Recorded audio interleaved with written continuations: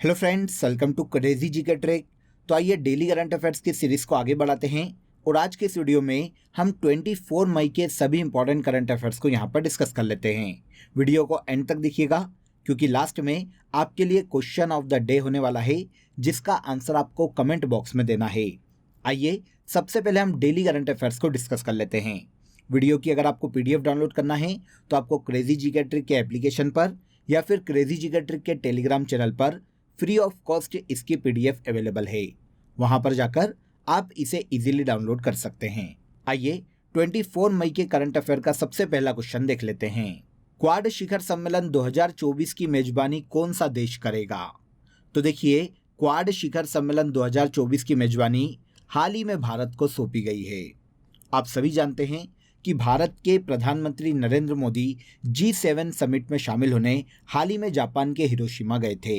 वहां पर देखिए, उन्होंने क्वाड देशों के राष्ट्राध्यक्षों से मुलाकात की और इसी बैठक में फैसला किया गया कि क्वाड शिखर सम्मेलन 2024 की जो मेजबानी है वो भारत को दी जाएगी। देखिए, भारत के PM नरेंद्र मोदी ने इस मौके पर कहा कि यह जो समूह है, क्वाड जो समूह है, इंडो पैसिफिक में शांति, स्थिरता और समृद्धि सुनिश्चित करने के लिए एक महत्वपूर्ण मंच है। तो क्वाड देशों का शिखर सम्मेलन 2024 में इंडिया में आयोजित किया जाने वाला है। अब अगर हम क्वाड की बात करें कि ये संगठन क्या है, तो देखिए, ये एक अनौपचारिक रणनीतिक मंच है फ्रेंड्स, जिसका प्राथमिक उद्देश्य भारत और प्रशांत क्षेत्र में समृद्धि और समावेशी विकास के लिए काम करना है। इस संगठन की स्थापना 2007 में की गई थी और इस संगठन के 4 सदस्य देश हैं। भारत के अलावा अमेरिका, ऑस्ट्रेलिया और जापान क्वाड संगठन के सदस्य हैं। तो क्वाड देशों का 2024 में शिखर सम्मेलन भारत में आयोजित किया जाएगा। अगला क्वेश्चन देखते हैं। हाल ही में चर्चा में रहे खिलाड़ी प्रथमेश समाधान जावकर का संबंध किस खेल से है? तो प्रथमेश समाधान जावकर भारत के एक तीरंदाजी खिलाड़ी है। तो सबसे पहले आंसर ले लेते हैं। आंसर सी हो जाएगा। प्रथमेश समाधान जावकर का संबंध आर्चरी से है। अब ये सुर्खियों में क्यों है, ये क्वेश्चन आता है। तो देखिए, हाल ही में इन्होंने शंघाई में तीरंदाजी विश्व कप के स्टेज 2 में नीदरलैंड के खिलाड़ी माइक श्लोसेर को हराकर पुरुषों की व्यक्तिगत स्पर्धा में गोल्ड मेडल अपने नाम किया है। अब देखिए, इसी तीरंदाजी विश्व कप में भारत के कुछ और खिलाड़ी भी पदक लेकर आए हैं। जैसे देखिए, भारतीय जोड़ी ओजस और ज्योति ने कोरियाई जोड़ी किम जोंगो और ओ योयुन को हराकर मिक्स डबल में स्वर्ण पदक अपने नाम किया है। और इसके अलावा भारतीय खिलाड़ी नवनीत कौर ने तुर्की के इपेक तोमरुक को हराकर वुमेन्स सिंगल प्रतियोगिता में ब्रॉन्ज मेडल अपने नाम किया है। तो इस तरह से ये 3 पदक अभी तक भारत के पास आए हैं इस प्रतियोगिता में। हमारा क्वेश्चन प्रथमेश समाधान जावकर पर था। ये भारत के तीरंदाजी खिलाड़ी है जिन्होंने शंघाई में आयोजित तीरंदाजी विश्व कप में गोल्ड मेडल अपने नाम किया है। हाल ही में श्री शरत बाबू का निधन हो गया। इनका संबंध किस क्षेत्र से था? तो देखिए, शरत बाबू, आप इनकी एक इमेज देखेंगे तो आपको समझ में आ जाएगा कि आपने इन्हें दक्षिण भारतीय मूवियों में देखा है। ये दक्षिण भारतीय एक अभिनेता थे फ्रेंड्स, जिनका हाल ही में निधन हो गया है। तो आंसर भी हो जाएगा, ये फिल्म अभिनेता थे। इनके निधन पर भारत के प्रधानमंत्री नरेंद्र मोदी ने भी देखिए दुख व्यक्त किया है।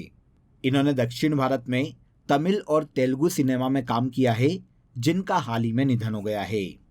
इसके अलावा देखिए, हाल ही में कुछ और निधन भी हुए हैं जिनको हमने पहले काफ़ी करंट अफेयर में डिस्कस किया है, लेकिन हम यहाँ पर एक बार नज़र मार लेते हैं क्योंकि क्वेश्चन यहाँ से भी पूछे जा सकते हैं। तो देखिए, भारत के प्रसिद्ध वैज्ञानिक और केंद्रीय भवन अनुसंधान संस्थान के पूर्व निदेशक डॉक्टर N गोपाल कृष्णन का हाल ही में 68 वर्ष की आयु में निधन हो गया था। इसके अलावा पश्चिम बंगाल के इतिहासकार रणजीत गुहा का भी 100 वर्ष की आयु में निधन हो गया था। साहित्य अकादमी पुरस्कार विजेता बंगाली साहित्यकार समरेश मजुमदार का भी निधन हो गया। और इसके अलावा भारतीय अमेरिकी विकास अर्थशास्त्री पद्म भूषण पुरस्कार विजेता पद्मा देसाई का भी 92 वर्ष की आयु में अमेरिका के न्यूयॉर्क में हाल ही में निधन हो गया था। तो इन सभी निधन को भी याद रखिएगा, मैंने आपको फास्टली समझा दिया है। इसके अलावा शरत बाबू, जिनके बारे में हम पढ़ रहे थे, उनका भी हाल ही में निधन हो गया है, जो कि एक फिल्म अभिनेता थे। हाल ही में चर्चा में रहा कपिलेश्वर मंदिर किस राज्य में स्थित है? कपिलेश्वर मंदिर भारत के ओडिशा राज्य में स्थित है। अब सुर्खियों में क्यों है? तो देखिए, भारत में आर्कोलॉजिकल सर्वे ऑफ इंडिया के द्वारा ओडिशा के इस मंदिर को संरक्षित स्मारकों की सूची में हाल ही में जोड़ा गया है। देखिए, अगर किसी भी प्लेस को या किसी भी मंदिर को आर्कोलॉजिकल सर्वे ऑफ इंडिया की संरक्षित स्मारकों की सूची में शामिल किया जाता है तो उस स्मारक या प्लेस की रखरखाव की जिम्मेदारी या उसे संरक्षित करने की जिम्मेदारी इस संस्था के पास आ जाती है। Archaeological survey of India Bharat सरकार की एक एजेंसी है जो कि भारत में देखिए पुरातात्विक अनुसंधान और देश में जो सांस्कृतिक और ऐतिहासिक इमारत है उनके संवर्धन और संरक्षण के लिए जिम्मेदार है। इस संस्था की स्थापना 1861 में की गई थी और इसका मुख्यालय नई दिल्ली में स्थित है। इस संस्था के द्वारा हाल ही में ओडिशा के कपिलेश्वर मंदिर को संरक्षित स्मारकों की सूची में शामिल किया गया है। इंग्लिश प्रीमियर लीग 2022-23 का खिताब किसके द्वारा जीता गया? देखिए, ये जो प्रतियोगिता है ये फुटबॉल की प्रतियोगिता है, पहले तो ये याद रखिए, जिसे नाम दिया गया है इंग्लिश प्रीमियर लीग। 2022-23 में देखिए इसका खिताब मैनचेस्टर सिटी ने चेल्सी टीम को हराकर जीता है। तो आंसर हो जाएगा answer A, English Premier League 2022-23 का खिताब मैनचेस्टर सिटी ने जीता है और इस प्रतियोगिता में रनर अप चेल्सी की टीम रही है। अब इंग्लिश प्रीमियर लीग की बात करें तो ये फुटबॉल क्लबों का एक इंग्लिश पेशेवर लीग है जो कि फुटबॉल खेल से संबंधित है। 2022-23 में इंग्लिश प्रीमियर लीग का खिताब मैनचेस्टर सिटी ने जीता है। YSR मत्स्यकारा भरोसा योजना का संबंध किस राज्य से है? देखिए, YSR अगर आप ये नाम पढ़ेंगे ना तो आपको एक राज्य के मुख्यमंत्री का नाम समझ में आएगा। YS जगन मोहन रेड्डी किस राज्य के मुख्यमंत्री हैं? आंध्र प्रदेश राज्य के। तो ये YSR मत्स्यकारा भरोसा योजना जो है ये भी आंध्र प्रदेश राज्य की योजना है जो कि आंध्र प्रदेश में मछुआरों के उत्थान के लिए लाई गई है। आंध्र प्रदेश के मुख्यमंत्री जगन मोहन रेड्डी ने इस योजना के लिए लगभग 123 करोड़ रुपए देखिए हाल ही में जारी किए हैं। अब इसका उद्देश्य क्या है? तो देखिए, राज्य में जितने भी मछुआरे हैं, चाहे वो समुद्र में मछली पकड़ते हों या फिर मीठे पानी के तालाब या झीलों में मछली पकड़ते हों, अगर उनकी आकस्मिक मृत्यु हो जाती है काम के दौरान या फिर स्थायी रूप से वे अपंग हो जाते हैं तो इस योजना के तहत उन्हें 10 लाख रुपए तक का मुआवजा राज्य सरकार के द्वारा इस योजना के तहत दिया जाएगा, जिससे मछुआरे के जो पीड़ित परिवार हैं उन्हें आजीविका चलाने और भरण पोषण करने में मदद मिले। तो इस उद्देश्य से YSR मत्स्यकारा भरोसा योजना आंध्र प्रदेश सरकार के द्वारा लाई गई है। इसके अलावा अगर हम आंध्र प्रदेश की अदर स्कीम्स को देखें तो काफ़ी बार हम डिस्कस कर चुके हैं वैसे, पर दो यहाँ पर देख लेते हैं जो कि हमें एग्जाम में देखने को मिल सकती है। संपूर्ण पोषणा प्लस स्कीम और अम्मा वोडी योजना शिक्षा, ये भी आंध्र प्रदेश राज्य की अन्य योजनाएं हैं। इन्हें भी याद रखिएगा, एग्जाम में हमें देखने को मिल सकती है। पार्टीशन फ्रीडम नामक पुस्तक किसके द्वारा लिखी गई है? तो देखिए, पार्टीशन फ्रीडम नामक जो पुस्तक है ये राम माधव के द्वारा लिखी गई है। हाल ही में असम के राज्यपाल गुलाब चंद्र कटारिया के द्वारा राम माधव के द्वारा लिखी गई इस पुस्तक का विमोचन किया गया है। अब क्वेश्चन आता है कि इस बुक में किसकी बात की गई है? तो देखिए, राम माधव की ये जो पुस्तक है ये पार्टीशन की बात करती है। एक बार बंगाल विभाजन जो कि 1905 में हुआ था और फिर जब भारत और पाकिस्तान अलग हुए थे 1947 में, तो इन दोनों कालखंडों को राम माधव ने अपनी इस पुस्तक में दर्शाया है या वर्णन किया है। तो पार्टीशन फ्रीडम ये राम माधव की पुस्तक है जिसका हाल ही में विमोचन किया गया है। इसके अलावा हाल ही में चर्चित बुक्स भी हम यहाँ पर देख लेते हैं जो कि हाल ही में विमोचित की गई है या फिर काफ़ी ज़्यादा चर्चा में रही है। देखिए, smoke and ashes Amitav Ghosh की पुस्तक है। War and woman doctor M.A. Hasan की पुस्तक है। Bipin the man behind the uniform Rachna Rawat की पुस्तक है। Made in India 75 years of business and enterprises Amitabh Kant की पुस्तक है। Draupadi Murmu from tribal hinterland to Raisina hills Kasturi Roy की पुस्तक है। 8 year of Modi Sarkar a compilation of achievement Sandeep मारवा के द्वारा लिखी गई है। तो पार्टीशन फ्रीडम के अलावा इन बुक्स को भी याद रखिएगा जो कि एग्जाम में देखने को मिल सकती है। नेक्स्ट देखिए, केंद्रीय गृह मंत्री अमित शाह ने किस राज्य में जनगणना भवन का उद्घाटन किया? तो देखिए, भारत में जनगणना भवन का उद्घाटन भारत के केंद्रीय गृह मंत्री अमित शाह के द्वारा भारत की राजधानी नई दिल्ली में किया गया है। इस मौके पर देखिए, इन्होंने एक बुक का भी विमोचन किया जिसका नाम है जनगणना संग्रह 1981 से आगामी जनगणना। इस बुक का विमोचन हाल ही में भारत के होम मिनिस्टर अमित शाह ने जनगणना भवन के उद्घाटन के मौके पर नई दिल्ली में किया है। किस देश ने 2025 को विशेष पर्यटन वर्ष के रूप में नामित किया है? तो देखिए, 2025 को विशेष पर्यटन वर्ष के रूप में या फिर स्पेशल टूरिज्म ईयर के रूप में नेपाल देश के द्वारा मनाया जा रहा है। नेपाल ने हाल ही में वर्ष 2025 को विशेष पर्यटन वर्ष के रूप में नामित किया है। देखिए, हाल ही में नेपाल में संघीय संसद की जो संयुक्त बैठक थी, उस बैठक के दौरान नेपाल के राष्ट्रपति रामचंद्र पौडेल ने यह घोषणा की कि विक्रम संवत कैलेंडर 2080 को विजिट नेपाल दशक के रूप में मान्यता दी जाएगी और 2025 को नेपाल में विशेष पर्यटन वर्ष के रूप में मनाया जाएगा। अब ऐसा किए जाने के पीछे का उद्देश्य क्या है? तो देखिए, कोविड-19 के बाद नेपाल के पर्यटन में काफ़ी गिरावट हुई थी। अब जब कोविड पूरी तरह से ख़त्म हो गया है तो धीरे धीरे नेपाल का जो टूरिज़्म है वो धीरे धीरे इससे उभर रहा है और टूरिज़्म में अब धीरे धीरे तेज़ी आ रही है। तो ऐसी कंडीशन में नेपाल ने 2025 को विशेष पर्यटन वर्ष के रूप में घोषित किया, जिसके माध्यम से नेपाल में जितने भी टूरिज्म स्पॉट है उन्हें देखिए इंटरनेशनल लेवल पर प्रमोट किया जाएगा और वहाँ पर बुनियादी ढांचों को तैयार किया जाएगा, जिससे अधिक टूरिज्म नेपाल के टूरिस्ट प्लेस की ओर आकर्षित हो सके। इसीलिए नेपाल के द्वारा 2025 को अपने यहाँ पर विशेष पर्यटन वर्ष के रूप में मनाया जा रहा है। ओके, इसके बाद आज के करंट अफेयर का सबसे लास्ट क्वेश्चन देखिए, मेरी लाइफ मेरा स्वच्छ शहर मेगा अभियान की शुरुआत किसके द्वारा की गई? तो मेरी लाइफ मेरा स्वच्छ शहर, ये जो मेगा अभियान है, इसकी शुरुआत हाल ही में केंद्रीय मंत्री हरदीप सिंह पुरी के द्वारा की गई है। इस अभियान की शुरुआत का मुख्य उद्देश्य देखें तो देखिए, कचरे को धन में बदलना इस प्रोग्राम का मुख्य उद्देश्य है। अब क्वेश्चन आता है कि ऐसा कैसे होगा? तो देखिए, यह जो राष्ट्रव्यापी अभियान है सारे शहरों में रिड्यूस, रीयूज और रिसाइकल के आधार पर RRR केंद्र स्थापित करने के लिए प्रोत्साहित करेगा।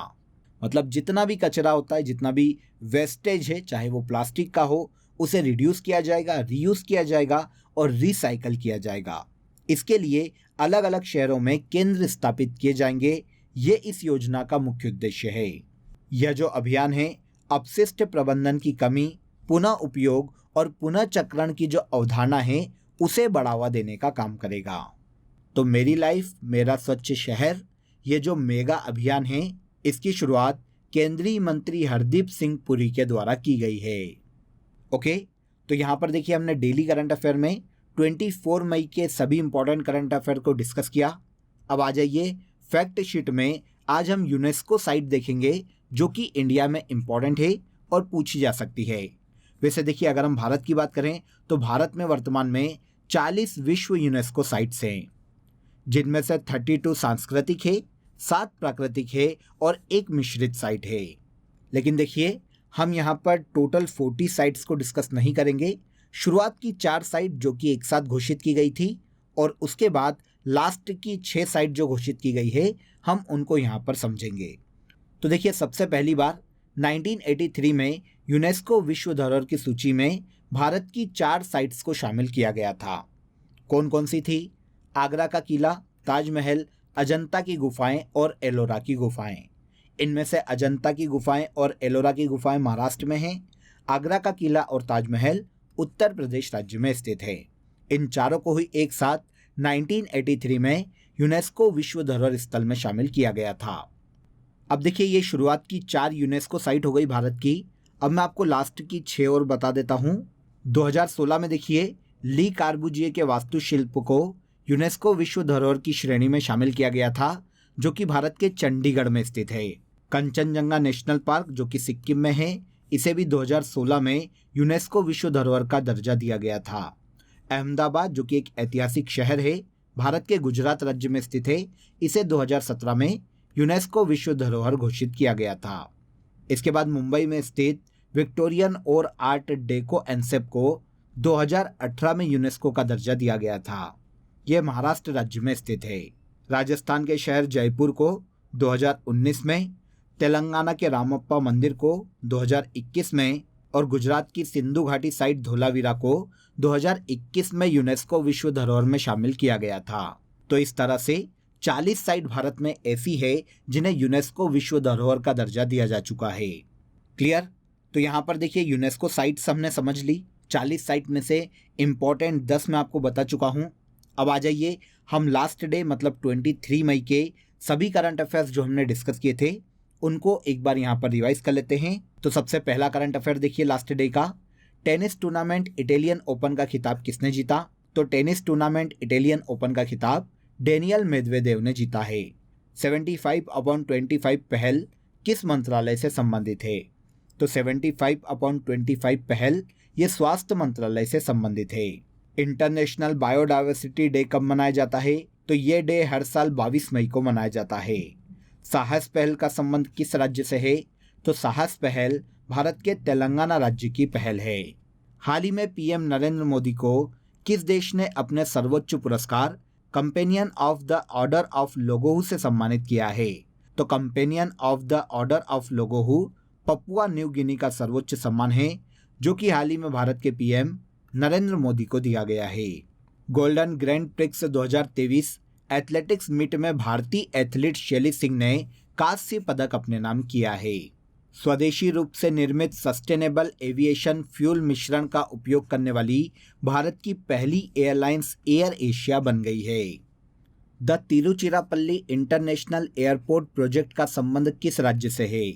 तो the Tiruchirappalli international airport project का संबंध भारत के तमिलनाडु राज्य से है। अल मोहद अल हिंदी 2023 युद्धाभ्यास का आयोजन भारत और सऊदी अरब की सेना के मध्य में किया गया है। लास्ट देखिए, हवाई यात्रा के द्वारा तीर्थ दर्शन करवाने वाला देश का पहला राज्य कौन सा है? तो हवाई यात्रा के द्वारा तीर्थ दर्शन करवाने वाला देश का पहला राज्य मध्य प्रदेश राज्य बन गया है, जिसने देखिए मुख्यमंत्री तीर्थ दर्शन योजना के तहत हवाई यात्रा के द्वारा राज्य के नागरिकों को तीर्थ दर्शन करवाया है। क्लियर? तो यहाँ पर देखिए हमने 23 मई के सभी इंपॉर्टेंट करंट अफेयर्स को एक बार रिवाइज कर लिया। अब आप सभी के लिए आज का क्वेश्चन ऑफ द डे है कि कंचनजंगा राष्ट्रीय उद्यान को किस वर्ष यूनेस्को विश्व धरोहर की सूची में शामिल किया गया था? इंपॉर्टेंट क्वेश्चन है, मैंने आपको पढ़ाया भी है। अगर आपने सेशन को ध्यान से देखा होगा तो इजीली इसका आंसर कमेंट बॉक्स में आप दे पाओगे। आई होप वीडियो पसंद आया होगा। वीडियो अच्छा लगा हो तो वीडियो को लाइक और शेयर कर दो, चैनल को सब्सक्राइब कर लो। फिर मुलाकात करेंगे नेक्स्ट डे के करंट अफेयर में। तब तक अपना ख्याल रखिए। जय हिंद, जय भारत।